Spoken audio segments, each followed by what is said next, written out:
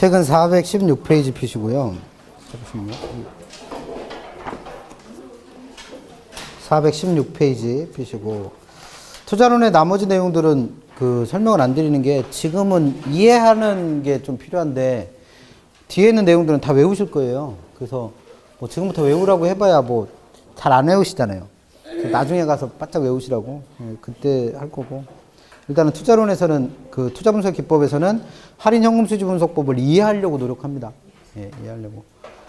그래서 이따 문제 풀어보시면 왜 그렇게 말씀을 드리는지 아실 테고, 416페이지에 있는 금융론 가십니다. 금융론. 아이고. 제 6편 금융론에서는 시험 문제는 아마 6개쯤 나오겠죠. 그래서 3문제 맞으시면 될 것 같아요. 3문제. 그래서 금융론에서는 일단 제일 먼저 뭐 부동산 금융의 개념, 뭐 종류, 그 다음에 뭐 용어, 요런 데서 한 문제 정도 나오는데, 특히나 오늘 설명하려고 하는 게 이 용어예요, 용어. 그래서 여기서 나오는 계산 문제가 하나 있어서 요거 좀 보시자는 거고, 나머지는 뭐 그닥, 요거는 가끔씩 물어보긴 하니까 유형은 그 정도 정리하시면 되고, 그 다음에는 이제 자금을 조달했으니까 갚는 방법, 그래서 이걸 저당대출의 유형 이렇게 설명하는데, 저당대출의 종류는 첫 번째, 이자율을 조정할 수 있느냐, 이자율의 조정 여부에 따라서 두 가지로 나눠지는 거, 고정이자율 저당하고 변동이자율. 이거 구별하는 거 별거 아닌데 시험 문제에서는 거의 해마다 나온다고 생각하세요. 요거 한 문제 나오고, 그다음 또 하나가 이제 아까 저당상수 할 때 간단하게 얘기는 했는데, 원리금을 어떻게 갚아나가느냐, 원금과 이자를 갚아나가는 방법에 따라서 저당상수를 이용해서 원리금 구해갖고 그 원리금을 매년 똑같이 갚아나가는 원리금 균등이라는 것도 있는 거고, 그 다음에 그 원리금 중에서 원금만 균등한 원금 균등이라는 것도 있다는 거고, 원리금이 점점점 늘어나는 체증식이라는 세 가지를 구별하세요도 뭐 해마다 냅니다. 해마다. 그래서 원래 금융론 그러면 여기가 끝이었어요. 그래서 금융론은 많이 내봐야 3개 이 정도 나오는 부분이었는데, 2007년도 이후로 이제 뭐 새로운 금융제도가 계속 생긴 것 중에 하나가 저당의 유동화 제도가 우리나라에서도 시행이 되니까 저당의 유동화 제도에 대해서 시험 문제 내기 시작했고, 그래서 이것도 한 문제씩은 꼬박꼬박 묻고 있는 거고, 그 다음에 새로운 금융제도와 관련해서 한국주택금융공사라는 회사가 하는 일이 꽤 많아졌어요. 한국주택금융공사. 그래서 이 한국주택금융공사가 어떤 일을 하는가, 업무. 제 동아리 선배 중에, 대학 동아리 선배 중에 지사장 하시는 분이 있거든요. 순천 지사장이신데 맨날 하는 일이 할아버지들 만나러 다녀요. 그래서 할아버지들 만나셔서 그 얘네가 하는 일 중에 주택연금이라는 거 있잖아요. 가입하시라고. 그 홍보하고 다니시더라고. 그래서 그 페이스북에 맨날 글 올리시는데, 그리고 뭐 이렇게 그 단체톡이 있거든요. 단체 카톡 들어가 보면 오늘은 어디 와서 할아버지들 만나고 갔다고 맨날 그 얘기해요. 그래서 이 회사가 하는 업무 시험도 됩니다. 그래서 이 회사가 하는 일이 꽤 많아요, 생각보다. 그래서 법에다가 그걸 정해놓은 게 많죠. 그래서 한국주택금융공사 법 내용 공부하시는 겁니다.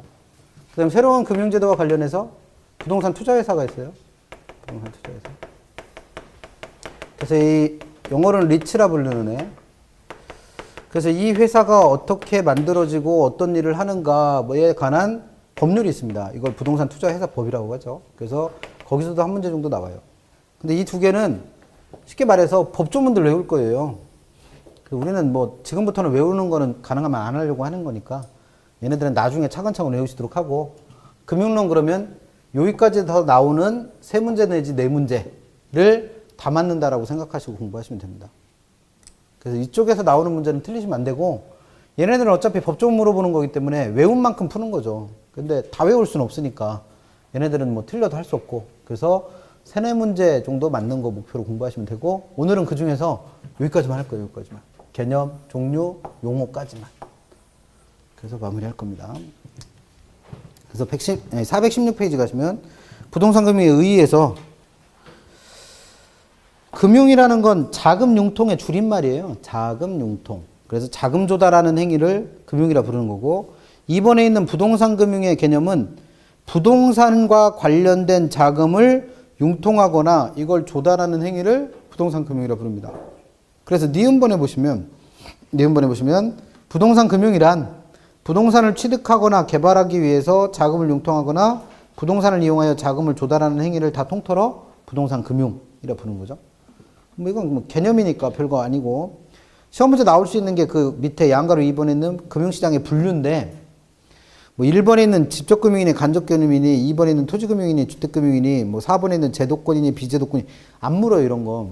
시험에 나왔던 것들만 챙기세요. 그래서 그 시험에 나왔던 게 3번에 있는 지분금융과 부채금융의 구별하고 한 페이지 넘겨보시면 419페이지에 4번에 중간쯤에 419페이지 주택금융 부분에서 동그라미 4번에 보면 주택금융의 구별이라고 그래서 주택소비금융과 개발금융이라는 거 있잖아요. 이거는 시험에 나왔단 말이에요. 이거는 물어봐요. 이 두 개는. 그래서 뭐 대단하게 어렵게 물어보는 건 아니니까 한 번 정도 챙겨 놓으시면 될 겁니다. 그래서 먼저 있는 지분금융과 부채금융부터 가보시면 417페이지 지분금융과 부채금융 가보시면 부동산 취득에 필요한 자금을 조달하는 걸 금융이라 부른다고 그랬죠. 금융.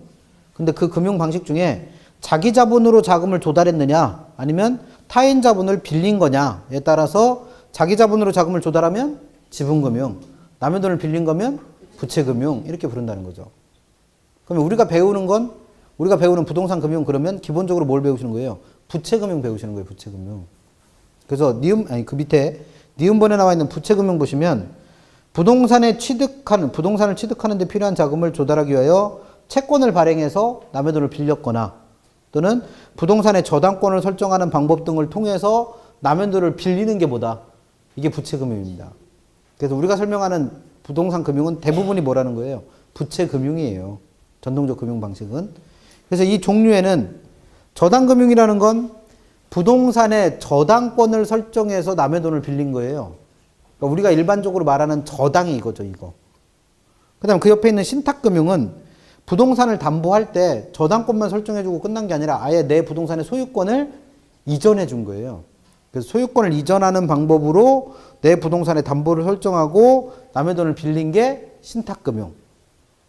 그 다음에 주택상환사채나 뭐 주택저당 담보부 증권 이런 것들은 채권이나 증권 같은 걸 발행해서 남의 돈을 어떻게 하는 거?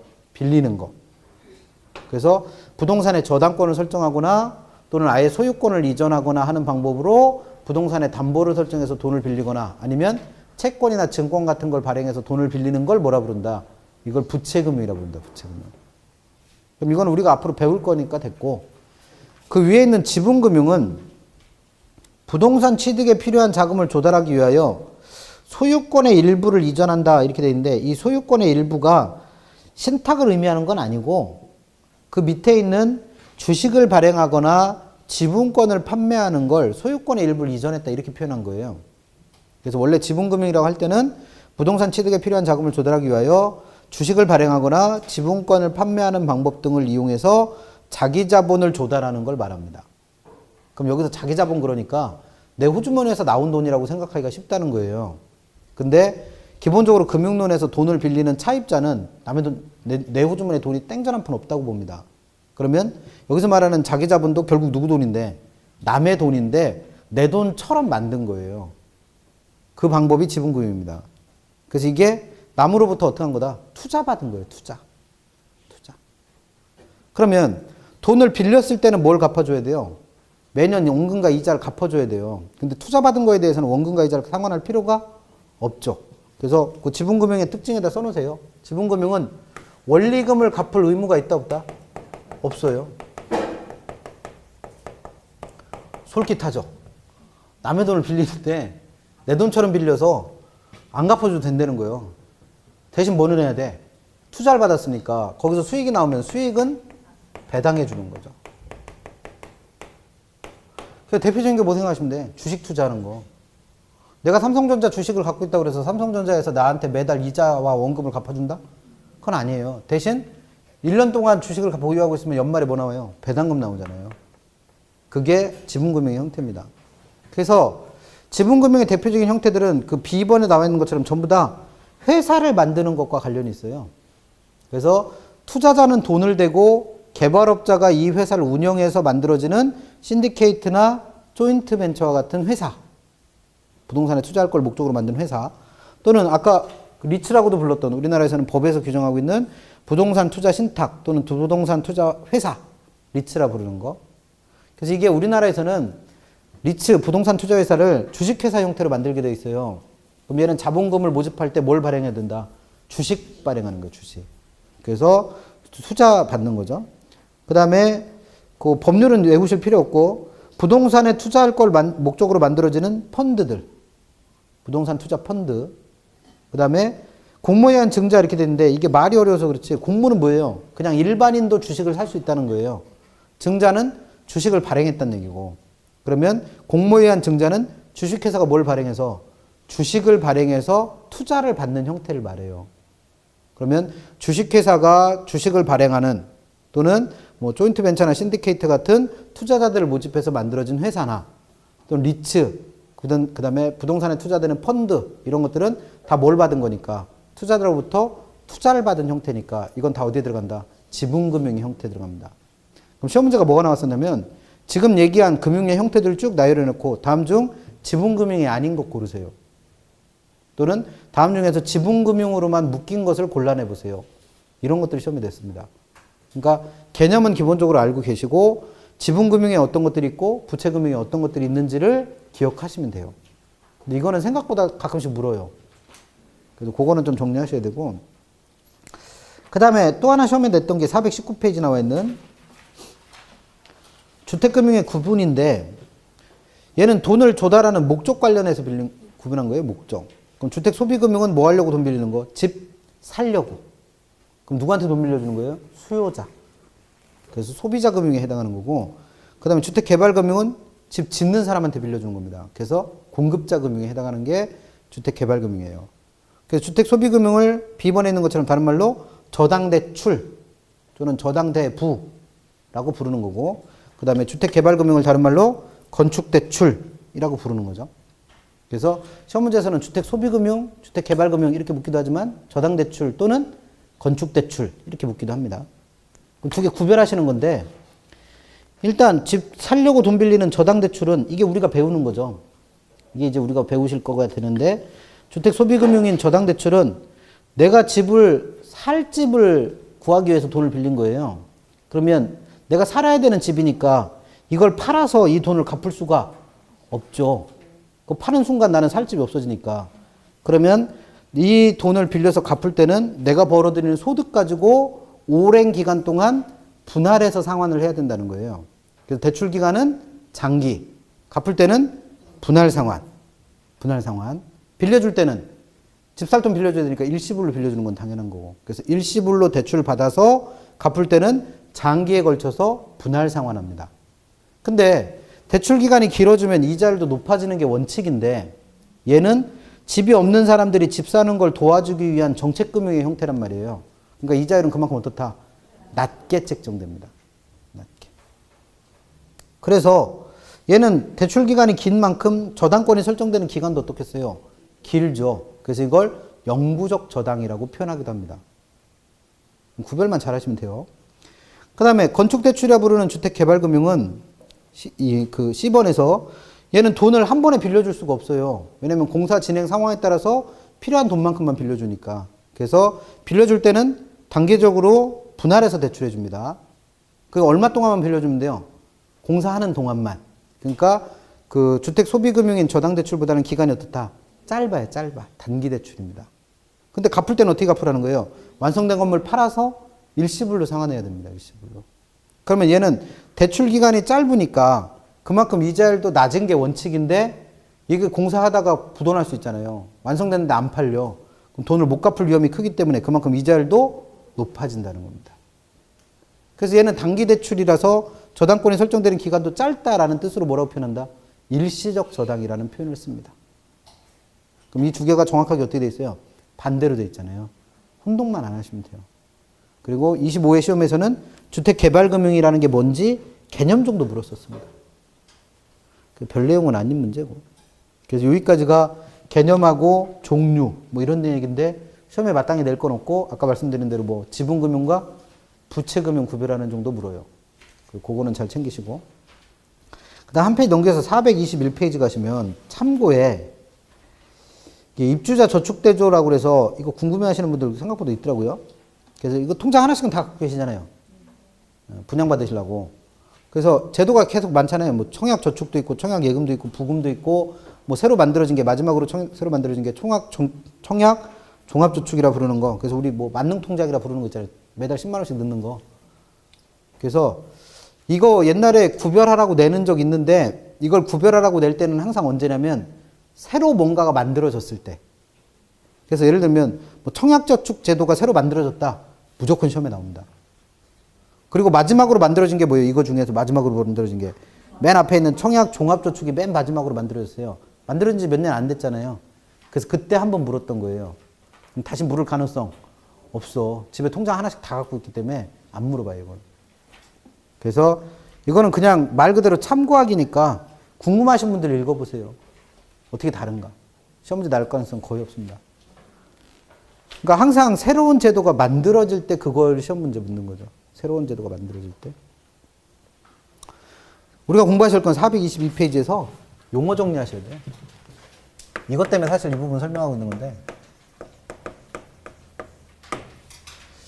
이게 왜 용어 정리가 왜 필요하냐면요. 맨 앞에 있는 기초개념이라고 돼 있는 거 가만히 보시면 기초개념 1번에 있는 융자원금 2번에 있는 융자잔고 3번에 있는 월부금이 모르는 개념은 아니에요. 처음에 있는 융자원금이 내가 빌린 대출금을 말하는 거고 융자잔고는 그중에 일부를 상환하고 남은 돈을 말하는 거고 그래서 투자론에서 뭐라 불렀던 거? 미상환 저당잔금이라 불렀던 거. 그 다음에 세 번째는 월부금이 내가 매달 갚아야 되는 원리금 상환에 부채 서비스액을 말해요. 근데 이걸 왜 정리해드리냐면 시험 문제 뭐라고 낼지 몰라요. 그래서 거기 설명되어 있는 가로 안에 돼 있는 말들이 다 뭐라는 거? 동의어라는 거 아셔야 돼. 동의어. 그래서 문제에서는 융자 원금이라고만 내주면 감사하겠는데 그렇게 절대 안 낸다는 거죠. 그래서 뭐 대출 원금이니 융자금이니 또는 뭐 저당 원금이니 이런 식으로 표현이 됩니다. 그래서 이게 처음에 내가 빌린 뭐 대출금 총액을 말하는 거고 그다음 융자잔고라는 건 금융론에서 뭐라 불렀던 거? 미상환 저당 잔금이라 불러서 빌린 돈 중에서 일부를 상환하고 남은 돈을 뜻하는 거죠. 그래서 뭘 이용해서 구했던 니은번에 나와 있잖아요. 니은번은 미상환 저당잔금은 원리금에다 뭘 곱해서 연금의 현가계수를 곱해서 계산하는 거. 그래서 투자론에서 배웠던 돈인데 이걸 금융론에 오니까 뭐라고 부른다? 융자잔고라 부른다. 그럼 세 번째는 월부금이 매년 갚아야 될 원금과 이자 합계예요. 그럼 이게 원리금 상환액이잖아요. 원리금 상환액. 투자론에서 뭐라 불렀던 거? 부채 서비스액 또는 저당 지불액. 그래서 문제 풀 때 부채 서비스액이라고 나오는 경우는 거의 없어요. 뭐라고 내거나 월부금 또는 뭐 저당 지불액 또는 원금 더하기 이자 뭐 이런 식으로 나와요. 그러니까 그게 다 뭐라는 거? 동의어라는 건 알고 계셔야 문제를 풀어. 그래서 이거는 내용을 몰라서 용어를 알려드리는 게 아니고 용어들의 동의어 기억하세요. 동의어. 뭐라고 불리는가. 시험 문제 낼 때는 지들 맘대로 되니까. 그래서 3번에 이 월부금의 크기가 원리금 균등상환 방식에서라면 뭘 이용해서 구하시면 되겠네. 저당 상수. 그래서 미상환 저당잔금은 뭘 이용해서 구하고 연금의 현가계수.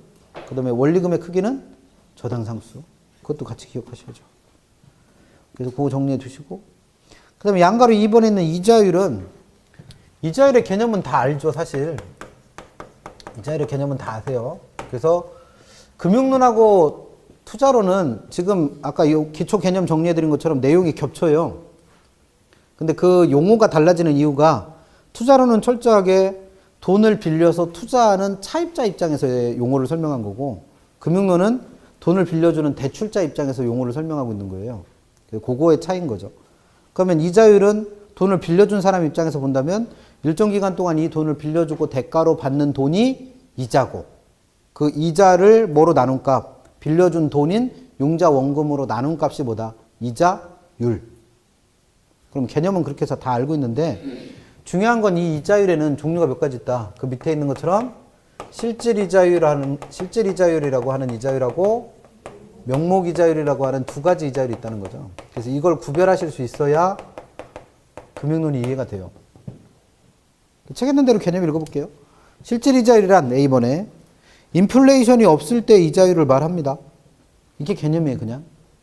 인플레라는 건 뭘 뜻하니까? 돈의 가치가 하락하는 걸 말하니까 이 돈의 가치 하락이 없을 때의 이자율을 실질 이자율이라고 부르는 거고, 따라서 인플레이션을 예상하는 경우 그 실질 이자율에다가 예상하는 인플레이션만큼을 더한 이자율을 받고 그 돈을 빌려주게 될 거라는 거예요. 그래서 그렇게 빌려주는 실제 이자율을 뭐란다? 명목이자율이라고 부릅니다. 그러면 실질 이자율과 명목이자율은 개념 그대로 설명하면 실질 이자율은 뭐? 인플레이션이 없을 때의 이자율. 이렇게 되는 거고. 명목이자율은 그 인플레이션율을 감안한 이자율. 이렇게 되는 거죠. 그럼 이 둘의 차이는 뭐냐면 이런 거예요.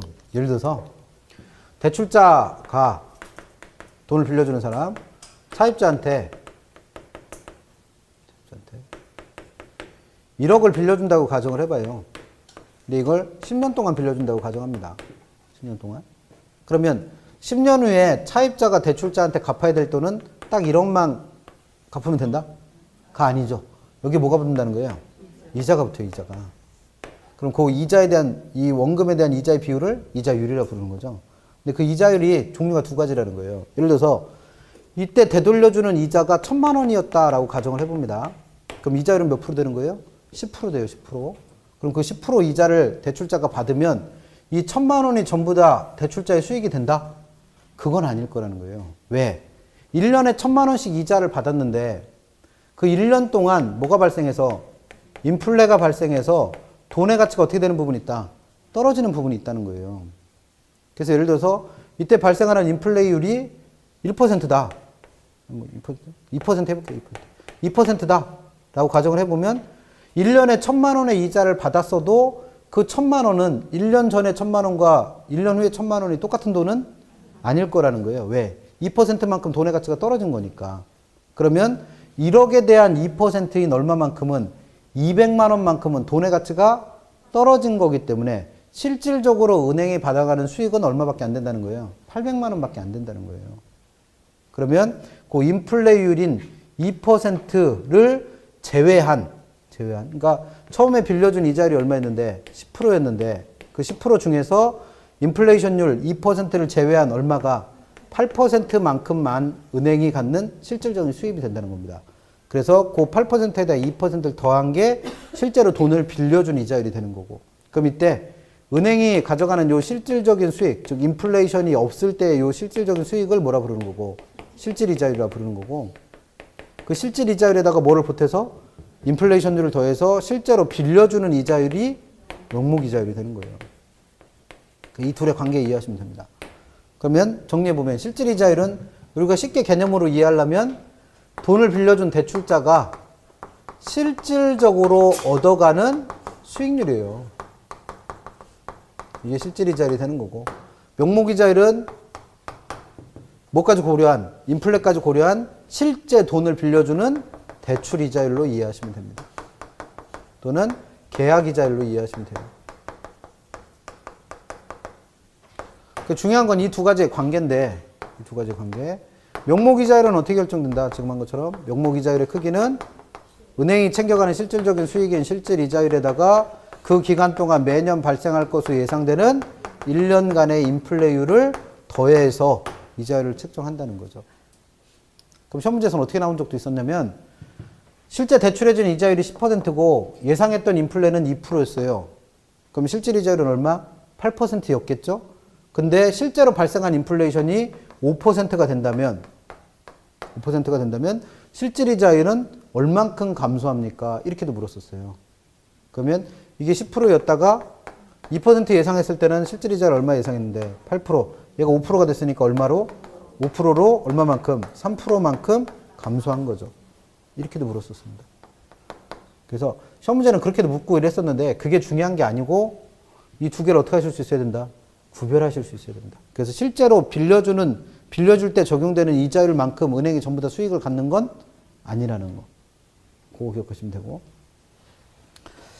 그 다음에 우리 책 423페이지 가시면 양가로 3번하고 양가로 4번에 있는 얘기인데 이게 해마다 나오는 계산 문제예요.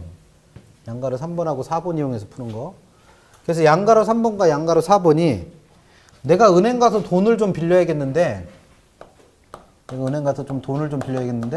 이때 대출받을 수 있는 가능 금액의 크기를 계산하는 방법에 대한 얘기입니다. 대출받을 수 있는 돈의 크기. 그래서 이게 특히나 좀 예민한 게 올 2월부터, 그러니까 이번 달부터 그 정부에서 금융 선진화 정책?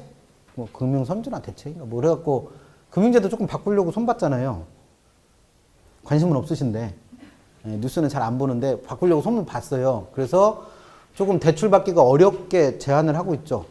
그래서 옛날에는 주택담보대출 받고 뭐만 갚을 수 있었어요? 이자만 갚고 원금은 안 갚을 수 있었단 말이에요. 근데 그런 거 다 이제 어떻게 하려고 그래? 못하게 하려고 하잖아요. 그래서 기존 대출 받았던 사람들도 뭐 상환해라? 원금 상환해라.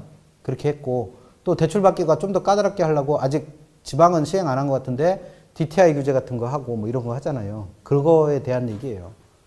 그래서 내가 은행에서 대출을 받으려고 할 때 그 대출 받을 수 있는 금액이 얼마인지를 계산하는 겁니다. 뭐가 존재할 때? 지금과 같이 은행에서 내가 대출 받을 수 있는 돈의 크기를 제한하는 원리가 존재할 때. 그래서 그 제한하는 원리가 두 가지. 첫 번째 LTV라고 하는 애가 있고 또 누가 있다? DTI라는 게 있다는 거죠. 그래서 LTV를 다른 말로 담보 인정 비율이라고 부르는 거고, 그 다음에 DTI를 총부채 상환 비율이라고 불러요. 그래서 뉴스 관심 있게 보신 분들은 요 DTI 말고 새로운 이제 총부채 상환 비율이라고 해서 DSR이라는 게 새로 나와요. 아직 시행은 안 됩니다. 지금은 시행은 안 되고 있는데 조만간 시행하겠다라는 식으로 얘기는 하고 있어요. 그래서 요것도 같이 공부를 하자는 거죠. 우리 시험 볼 때쯤이면은 시행되고 있을지도 모르니까. 그래서 그렇게 정리하는 건데. 그래서 은행은 이 LTV라는 거와 DTI라는 걸 이용해서 대출받을 수 있는 금액의 크기를 어떻게 한다? 제한한다는 겁니다. 제한한다. 그랬을 때 이 식이 어떻게 구해지는지 일단 알고 계시고 그 식을 이용해서 내가 대출받을 수 있는 돈의 크기를 실제로 뭐 하시면 돼? 계산할 수 있으면 돼요. 그럼 일단 LTV가 뭔지부터 알자는 거죠. 담보인정 비율이라는 게 뭐냐. 그럼 영어 그대로 이해하시면 돼. L은 론, 그래서 대출금을 말해요. T는 to, 그래서 분수를 나타내는 영어 단어고 value는 부동산 가치를 뜻합니다.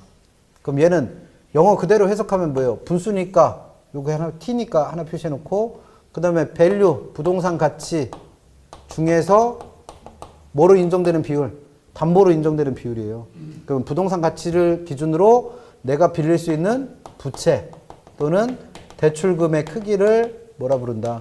LTV라 부릅니다. 그래서 LTV는 쉽게 말하면 뭐예요? 예를 들어서 내가 1억짜리 부동산을 담보로 4천만 원을 빌릴 수 있다라고 가정을 해봐요. 그럼 이때 LTV가 몇 프로? 40%. 즉, 내 부동산 가치 1억 중에서 몇 %까지만? 40%까지만 담보로 인정해 줬다는 얘기예요. 그럼 이걸 이용해서 뭘 구해보자?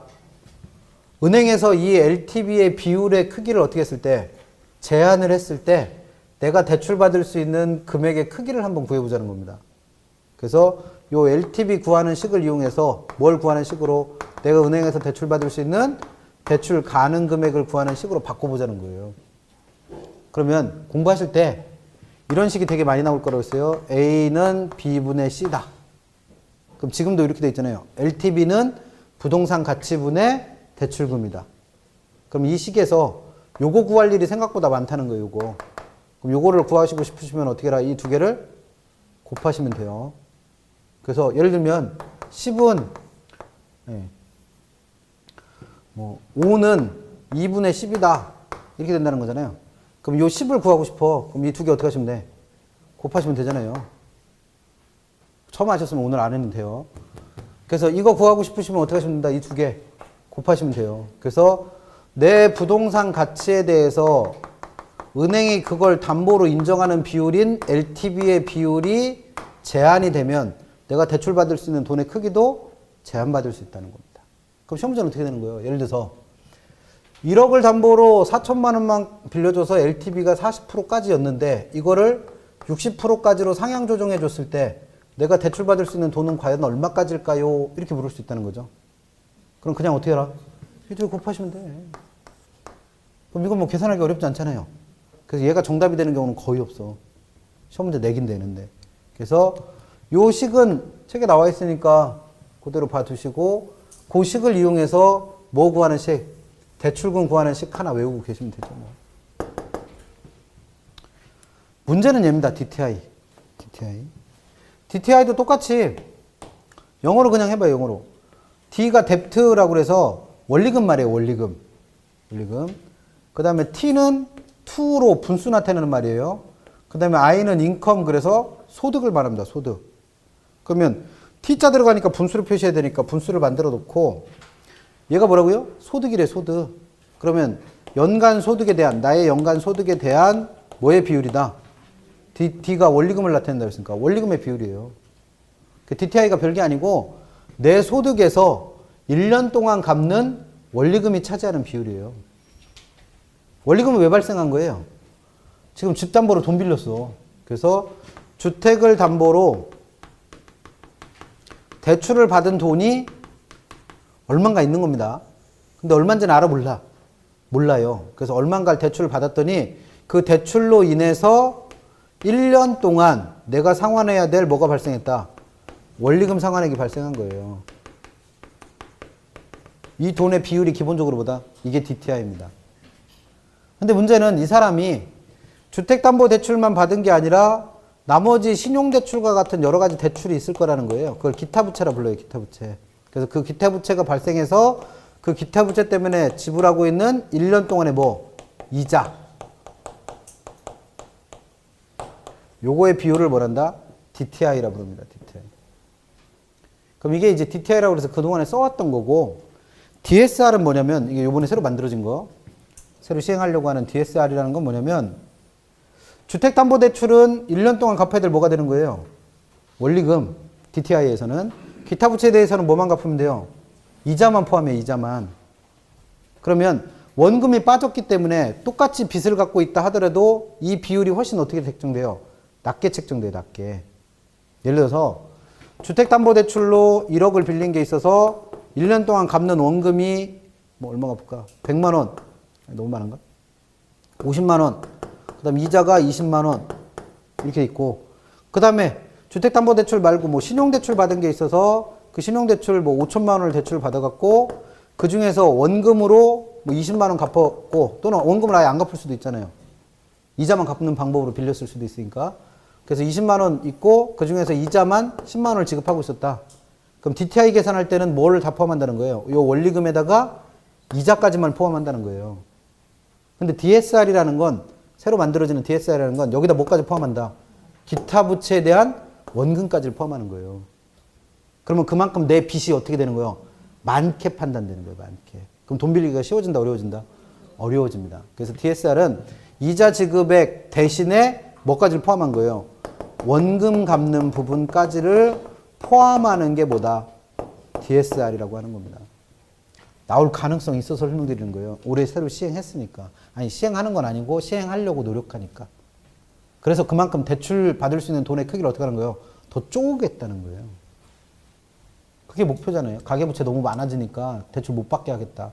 얼마나 단순해. 빚이 뭐 처음에는 집 빚내서 다 집 사라고 하다가 빚이 너무 많아지니까 이제는 대출 안 해준다 이거잖아요. 그래서 그렇게 달라요. 그래서 이 두 개 구별도 일단 하세요.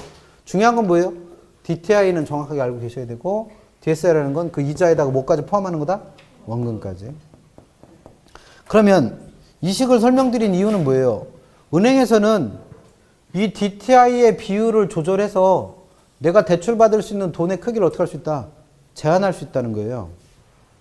그러면 지금 이 식 속에는 내가 얼마 대출을 받긴 했는데 이 대출금을 바로 구할 수가 없잖아요. 그래서 일단 뭐부터 구해보자? 요 원리금부터 구해보자는 거예요. 원리금. 그래서 요걸 가지고 뭘 구하는 식으로 요 원리금, 주택담보대출 얼마인가 받아서 요 원리금 구하는 식으로 한번 바꿔보자는 겁니다. 그럼 요 위에 거를 구할 때는 어떻게 하셔라? 요 두 개 곱해라고 그랬잖아요. 요 두 개. 그래서 나의 연간 소득에다가 은행에서 제한하는 뭘 곱한 거? DTI를 곱한 거 요거를 빼야지 요게 되잖아요.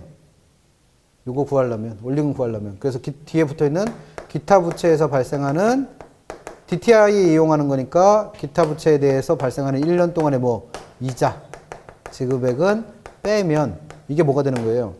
요 원리금이 되는 거예요, 원리금. 그럼 원리금을 알아냈으면 그걸 이용해서 뭐를 구할 수 있다? 대출금 알아낼 수 있다는 겁니다. 원리금을 이용해서 뭘 구할 수 있다? 대출금. 그러면 원리금 이용해서 대출금을 구할 때는 이 원리금과 대출금은 어떤 관계가 있어요? 우리가 배우신 대로 하면 얘가 만약에 원리금 균등상환 조건이라면 원리금의 크기는 대출금에다 뭘 곱해서 저당 상수 곱해서 원리금 구한다고 배웠죠? 계속 나와, 계속. 그러니까 한 번 이해하면 될 문제를 그걸 못하니까 계속 맡기는 거예요, 계속. 대답할 때마다. 원리금의 크기 어떻게 구해요? 대출금에다 뭘 곱해서? 저당 상수. 그럼 대출금을 구하고 싶어요. 그럼 양쪽을 뭐로 나누면 돼? 저당 상수로 나누면 되지, 뭘 그냥. 왜 원리금으로 나눠? 원리금 구해요, 대출금 구해요. 원리금 말고 대출금 구하는 건데. 그래서 원리금을 뭐로 나누시면 돼? 저당 상수로 나누시면 돼요. 저도 편해요, 이렇게 그냥 외우세요 하는 게. 근데 일일이 설명드리는 이유는 그래야지 이해를 하지. 외울 게 한두 개인가? 그럼 이게 뭘 구하는 식이니까? 원리금 구하는 식이잖아요. 그럼 그 원리금 구하는 걸 뭐로 나누면? 저당 상수로 나누면 이게 뭘 구하는 식이 되는구나. 대출금 구하는 식이 됩니다.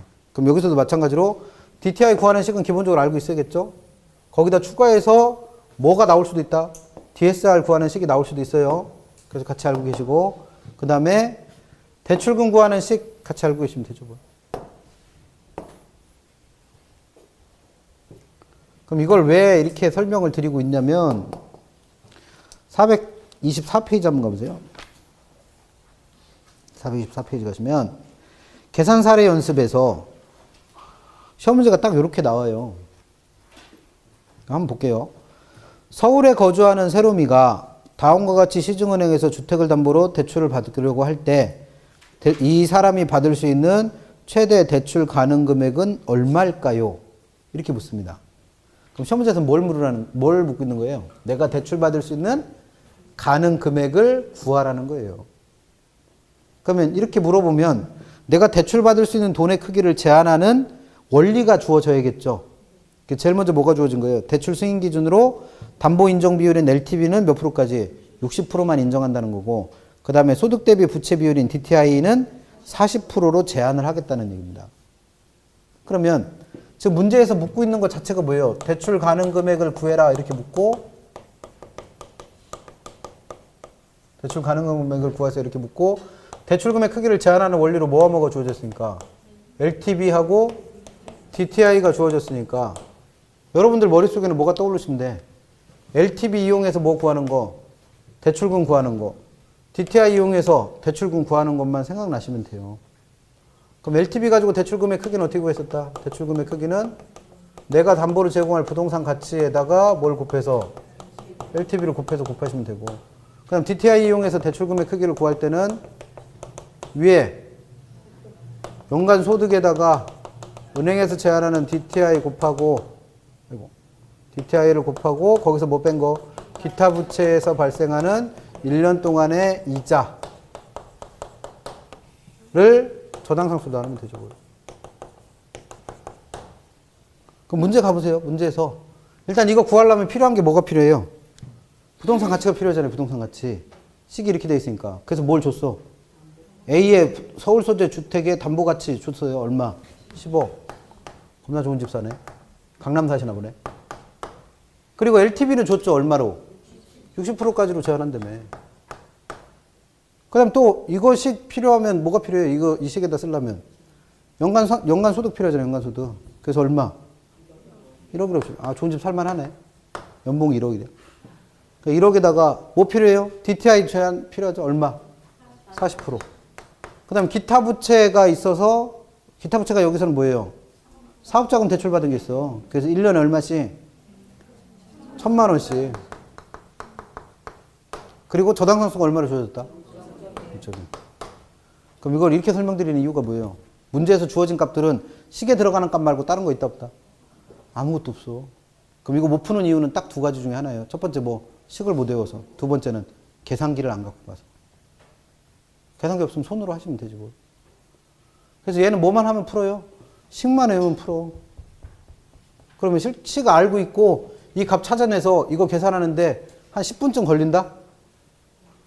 이거 구하는데 얼마쯤 걸릴까요? 식만 외우고 있으면 이거 구하는데 1분 안 걸려 이거. 근데 시험은 매년 내. 그럼 무조건 풀어야 될 문제 이거. 그럼 실제로 구해봐요. LTV 이용해서 대출금액 크기는 얼마까지? 6억까지 제한되는 거고. 곱하면 얼마예요? 4천이지 4천. 그럼 4천에서 얼마는 빼야 돼? 1,000만 원. 그럼 3천만 원이죠? 그럼 3천만 원을 0.1로 나누면 얼마 나와? 3억 나오죠, 뭘 3억. 그러면 대출금의 크기가 서로 다르잖아요. 그래서 뭐가 하나 더 붙어 있어. 단, 가로치고 두 가지의 대출 승인 기준을 모두 충족시켜야 된다. 그 얘기는 둘 중에 많은 거 빌려준다, 적은 거 빌려준다? 적은 거 빌려준다. 그 3억까지 빌려준다. 이게 대단하게 어려워요, 계산하기가? 뭐가 어려워, 이게? 그래서 우리가 말하는 계산 문제는 결국 뭐만 외워서, 식만 외워서 대입만 할 줄 알면 돼요. 그러니까 계속 뭐만 바뀌는 거예요? 숫자만 바뀌어요, 숫자. 근데 이게 어려워서 못 풀 것이야. 속 터져요, 속 터져. 이런 거 무조건 푸셔야 돼. 그러면 지금 이렇게 돼 있는 상황에서 만약에 이 DTI를 20%로 확 줄여버렸어요. 그럼 이게 제한이죠. 그러면 1억에 대해서 20%니까 얼마? 2천만 원. 그 중에서 기타 부채 1,000만 원이 있으니까 1,000만 원 되는 거잖아요. 그럼 1,000만 원에 대해서 0.1이니까 이 사람이 대출 받을 수 있는 돈은 1억이 된단 말이에요. 1억. 그러면 3억까지 대출 받을 수 있던 똑같은 상황에서 이 단순히 뭐 조정한 거 가지고 DTI 조정한 거 가지고 그만큼 대출 금액 크기가 확 어떻게 되는 거예요? 줄어버리는 거죠. 이런 방법으로 대출을 쪼은다고요, 정부에서. 만약에 DSR로 바뀌면 이자는 1,000만 원만 갖고 있었고 여기다 원금도 1,000만 원 갖고 있었다고 가정을 해봐요. 만약에.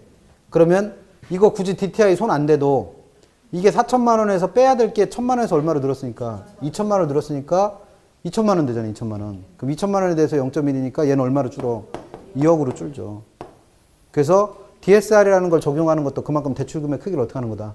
제한하는 거예요. 제한하는 거. 요즘 목표가 그거잖아요. 2월 달부터 시행하려고 하는 금융선준화가 가계부채가 너무 많으니까 돈 안 빌려주겠다는 거예요. 근데 그게 내 잘못인가? 돈 빌리라고 그래서 돈 빌렸더니. 그런 얘기입니다. 그래서 그런 거 정리하시고. 그래서 얘는 계산 문제 꼭 풀어야 돼요. 그럼 우리가 풀어야 될 계산 문제가 벌써 3개 됐어요.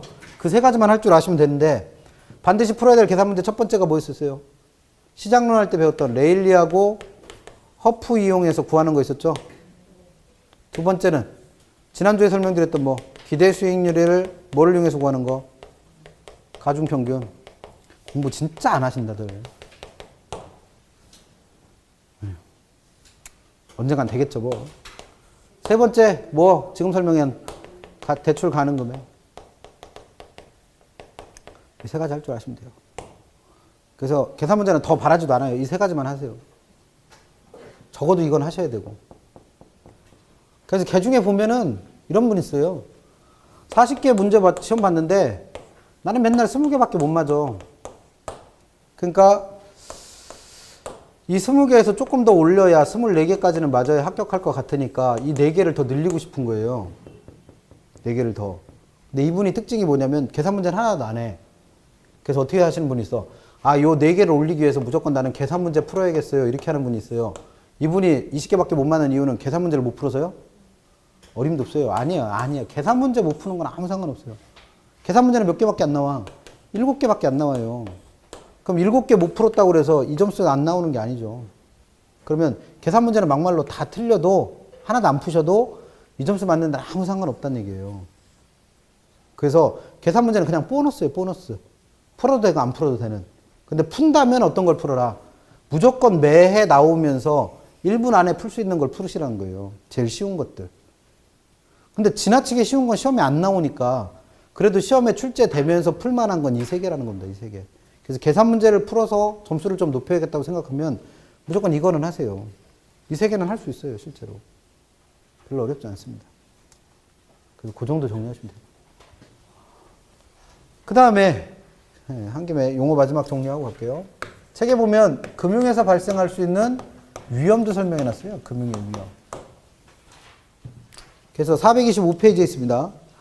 금융에서 발생할 수 있는 위험들로 5가지 정리해 놨는데 채무불이행 위험, 조기상환 위험, 이자율 위험, 유동성 위험, 법적 위험이라고 하는 5가지 위험이 있다는 거죠.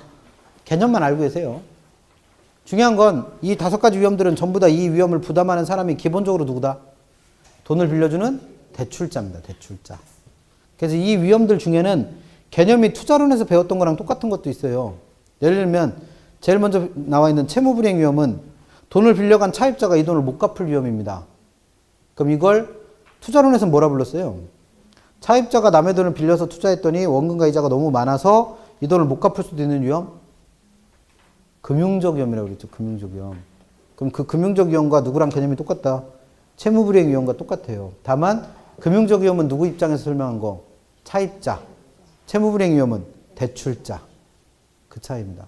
마찬가지로 세 번째에 있는 이자율 위험도 돈을 빌려줬더니 아까 얘기했던 거 돈을 빌려줬더니 10% 이자로 돈을 빌려줬어요. 그래서 빌려줄 당시 실질 이자율은 8% 예상했고 예상된 인플레는 2% 예상했습니다. 근데 이 예상했던 인플레보다 훨씬 높은 인플레가 발생을 한 거예요. 그럼 은행 입장에서는 이 이자율의 변동이 없다라고 가정한다면 자기가 가져갈 수익이 그만큼 어떻게 된다? 줄어들어요. 줄어들어. 그럼 이거는 뭐 때문에? 예상치 못했던 인플레로 인해서 이자율이 변동하면서 내가 얻는 수익이 줄어든 거죠. 이걸 투자론에서는 무슨 위험이라 불렀고? 인플레 위험이라 불렀고 똑같은 개념을 금융론에서 뭐라 부른다? 이자율 위험이라 부릅니다. 그래서 이 두 개. 그 다음에 8번에 있는 유동성 위험과 9번에 있는 법적 위험은 투자론에서 배웠던 개념과 어때요? 똑같아요. 그래서 대출자가 차입자한테 돈을 빌려주면 대출자한테 돈이 묶여 있는 거죠. 그럼 내가 정말 현금이 필요해질 때 현금을 조달 못할 수도 있어요. 그것을 무슨 위험? 유동성 위험. 법적 위험은 지금처럼 법적 환경이 바뀌면서 대출자가 부담해야 될 위험들. 그러니까 개념 똑같습니다. 다. 다만 이름만 바뀌어 있는 거고 6번에는 조기상환 위험만 금융론에서 좀 독특한 거예요. 조기상환 위험은 차입자가 만기가 되기도 전에 원금과 이자를 갚은 거예요. 그럼 이게 왜 위험입니까? 더 이익 아니에요? 근데 대출자는 차입자한테 돈 빌려준 이유가 뭐 때문에? 이자 수익을 얻으려고. 근데 차입자가 이렇게 조기상환을 하면 더 이상 이자 수익을 못 얻습니다. 그래서 이게 위험이 될 수 있다는 거죠. 그래서 중요한 건 지금 설명되는 5가지 위험들의 개념 알고 계시고 이 위험들은 기본적으로 다 누가 부담할 거다? 대출자. 그렇게 묻습니다. 그래서 여기까지가 금융론에서 개념, 종류, 용어라고 해서 시험에 내는 거고 대부분의 문제 나오는 건 뭐에 대해서 묻는다? 이거 묻습니다. 대출 가는 거. 해마다 돼요. 시 외우세요. 여기까지 하시고 현재 시간이 1시 조금 넘었네요. 1시 5분까지 화장실 다녀오시고 15분까지 풀어볼게요. 15분까지 풀어보고 해설은 1시 15분부터 하겠습니다. 잠깐 쉬었다 할게요.